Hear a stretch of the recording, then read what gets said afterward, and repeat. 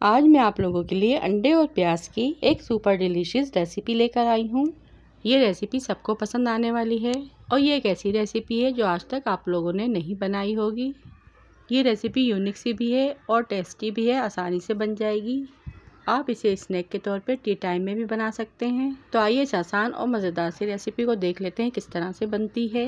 इसे बनाने के लिए हमें प्याज और अंडे चाहिए होंगे। प्याज और अंडे की क्वांटिटी आप अपने हिसाब से ले सकते हैं। यहाँ पे मैंने 4 मीडियम साइज़ की प्याज को बारीक बारीक इस तरह से कट कर लिया है और फिर इसके बाद मैं इसमें 3 अंडे ऐड करूँगी।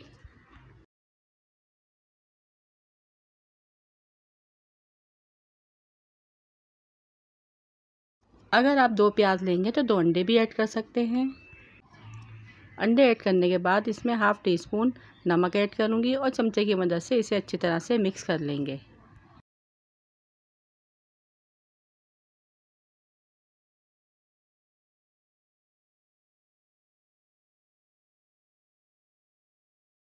अब इसे हम साइड में रख देते हैं। इसके अलावा हमें चाहिए होगा 1 कप बेसन। बेसन में हम कुछ मसाले ऐड करेंगे।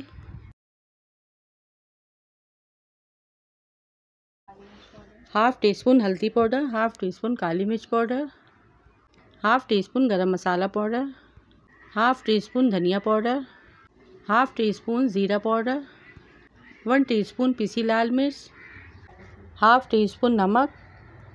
मिर्चों की क्वांटिटी आप कम ज़्यादा कर सकते हैं। नमक मैंने यहाँ पर हाफ़ टी स्पून डाला है, आप चाहें तो थोड़ा सा और ऐड कर सकते हैं क्योंकि नमक यहाँ पे मैंने प्याज में भी ऐड किया है। थोड़ा थोड़ा सा पानी ऐड करने के बाद एक स्मूथ सा बैटर बना लेंगे।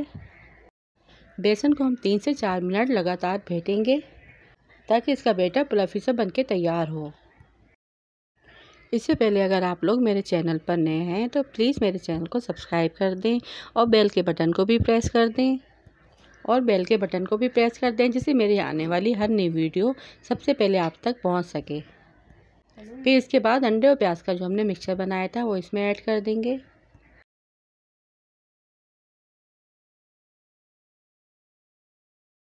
और इसे अच्छी तरह से मिक्स करने के बाद साइड में रख देंगे।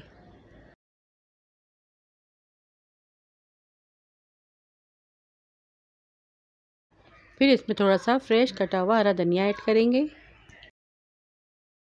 2 बारीक कट की हुई हरी मिर्चें ऐड करेंगे और इसे अच्छी तरह से मिक्स कर लेंगे। ये देखने में तो बहुत ही सिंपल रेसिपी है लेकिन खाने में ही सब घर वालों को बहुत पसंद आएगी। तो लीजिए, इसे मैंने अच्छी तरह से 1 से 2 मिनट फेंटकर अच्छी तरह से मिक्स कर लिया है। अब चलते हैं हम इन्हें फ्राई करने की तरफ। इसके लिए पैन में हम थोड़ा सा तेल ऐड करेंगे और इसे मीडियम फ्लेम पे गरम कर लेंगे। अब देखिए, इस बैटर को हम चमचे की मदद से थोड़ा थोड़ा लेते जाएंगे और इसमें ऐड करते जाएंगे। तो इसे ना ही फैलाना है और ना ही समेटना है। एक एक चमचा ऐड करते जाइए और ये अपने आप ही अपनी जगह बना लेगा। अब इसे हम मीडियम टू लो फ्लेम पर जब तक फ्राई करेंगे जब तक इसका कलर चेंज नहीं हो जाता। जब एक साइड से इनका कलर गोल्डन ब्राउन हो जाएगा तो हम इसकी साइड चेंज कर देंगे और दूसरी तरफ से भी इसी तरह से गोल्डन ब्राउन होने तक फ्राई करेंगे। तो जिस तरह से हम प्याज का पकोड़ा बनाते हैं वैसे ही बनाना है, लेकिन इसमें बेसन का इस्तेमाल कम करना है। अगर हम इसमें बेसन का इस्तेमाल ज़्यादा करेंगे तो बेसन का जायका ज़्यादा आएगा।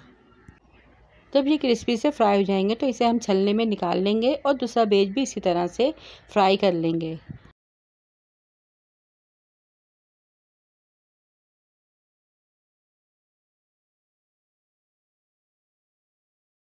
तो इसी तरह से मैंने सारे पकोड़ों को फ्राई करके रेडी कर लिया है और ये देखिए इसका फाइनल लुक। आप इसे हरी मिर्चों की चटनी, रायते के साथ या फिर केचप के साथ सर्व करें। ये बहुत ही मज़े के और डिलीशियस लगते हैं। ये बहुत ही सुपर डुपर टेस्टी रेसिपी है। आप लोग एक बार इसे ज़रूर ट्राई कीजिएगा। 5 से 10 मिनट में ये बनके तैयार हो जाता है। अगर आप लोगों को मेरी वीडियो पसंद आई है तो वीडियो को लाइक, शेयर और चैनल को सब्सक्राइब लाजमी कीजिएगा। रखिएगा अपने प्यारों का ढेर सारा ख्याल। दुआओं में याद कीजिएगा। Thanks for watching. अल्लाह हाफिज़।